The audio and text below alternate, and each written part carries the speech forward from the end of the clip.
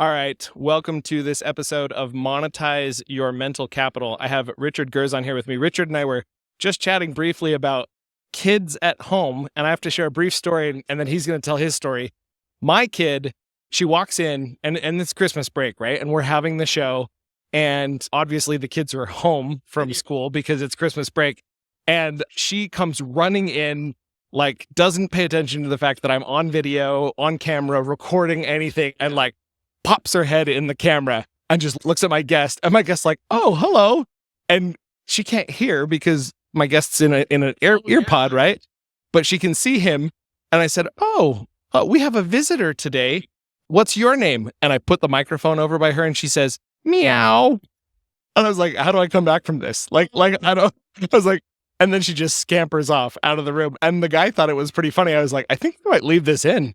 I mean, so kids are entertaining when it comes to podcasts. Now, yeah, I just started working from home in August, like 4 or 5 months ago. I'd never done this. I always had an office before this.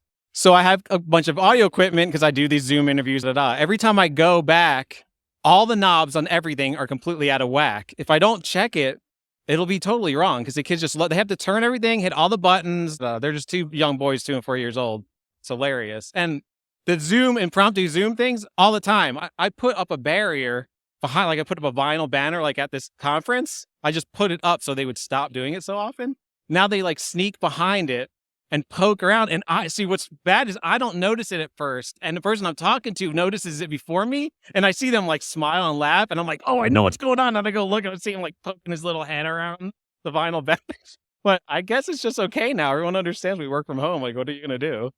Yeah, I think that's my favorite part about COVID is COVID made it okay to have kids. Before that, it was like, oh no, we don't invite them to meetings and we don't remember that people have kids. And for sure.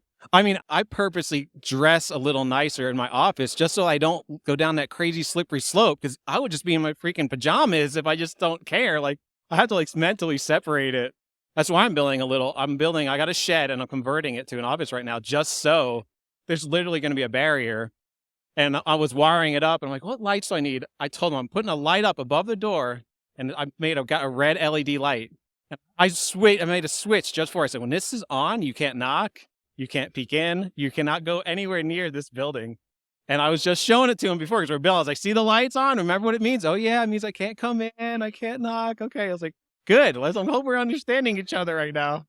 You realize that now the red light's going to mean it's time to go bug dad, right? Like this is happening. Oh, absolutely. So I'll have to do like automatic sprinklers or something. Like we'll have to do something. The Pavlov's dog response has to be put into their brain because this is super important. I'm like, guys, people are paying me money to do this. You can't just be crazy. Like you have to understand. So anyway, they're good kids though. They'll be fine.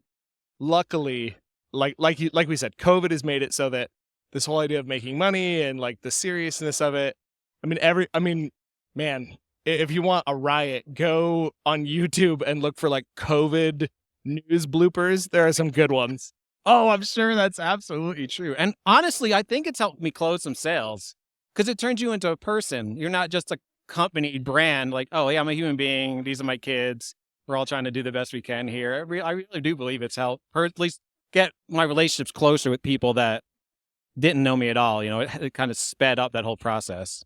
So I love that. In this episode of Monetizing Your Mental Capital, we've talked about kids, we've talked about COVID, we've reminisced a little bit, and I got a 7 and a 9-year-old. So, and it started back in 2018 for me. So same exact idea of like, holy crap, they were little. And I love that. So tell me, Richard, to go back, when was the first time you asked someone for money in exchange for knowledge? Ask someone for money in exchange for knowledge or anything? The service one is actually a little more interesting. So I was in college. I got a physics degree of all things. So I'm in the middle of this, like a sophomore. And a friend of mine's dad is going to captain school. He was a United pilot and he was going to be gone for a month, but he had a granite countertop business. And the story is he asked his son, who among your friends is responsible enough to actually help you with this business while I'm gone? So he calls me up, hey, Richie, you want to do this? And I'm like, yeah, sure. Okay. So we literally were building granite countertops, like working with vendors. They deliver the granite. We cut it. We go to these fancy schmancy houses, install it after class. And I remember the moment when I was like, it clicked in my head. We had to write ourselves checks. I'm like 20 years old. So you're writing the check to yourself and then you're flipping the check over and signing it. And it's like, oh, like, what am I like? I was like, I'm in physics. No, I'm just going to finish this degree. This is not what I'm going to do. I have to go into business. Like, duh. I mean, so that I'll never forget that opportunity. And you just never know what's going to happen. Like, just be who you are, be authentic. And sometimes it just finds you. That was like the first moment where I was like, oh, an entrepreneur forever, no holds barred. This is who I am now. I love the moment that, like, I can just see you looking at that check and being like, I wrote that check. Now I'm going to endorse that check. Holy crap. Yeah, it really was surreal because I didn't understand anything about business. And it was just a big fancy checkbook.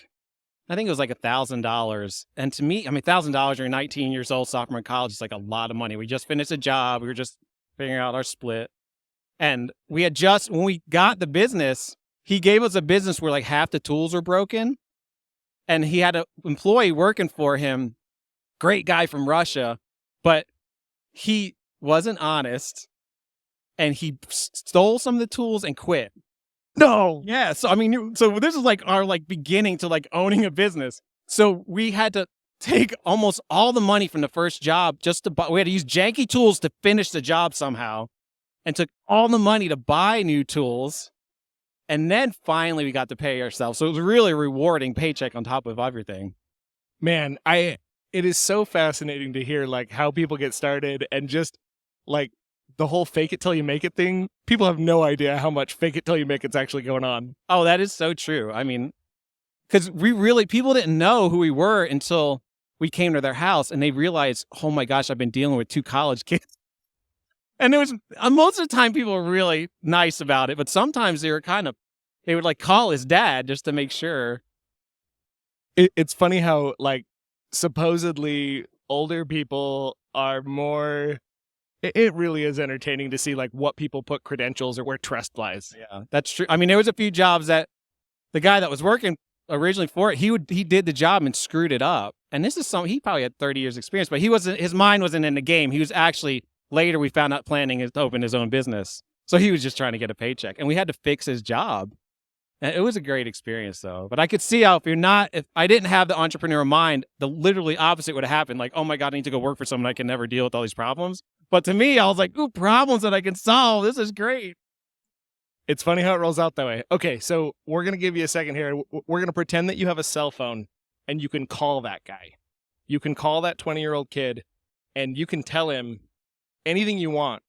Hey, do it differently this way, or consider this, or trust your gut, or whatever you think that advice might be. So if you had a cell phone and you could call your 20-year-old self, what would you tell him? I'd be like, hey, Richie, keep doing what you're doing. Be as authentic as possible. Don't worry about making up who you think you should be in front of these guys.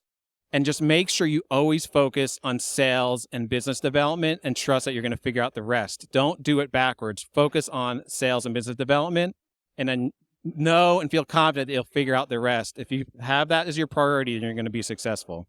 Beautiful. That's a great nugget. That wraps it for this micro episode of Monetizing Your Mental Capital. Tell me, how can our listeners get in touch with you, assuming they'd want to reach out? You can just go to guerzonconsulting.com. It's GUERZON consulting.com, and I'm happy to help you however you want. Beautiful. Thanks.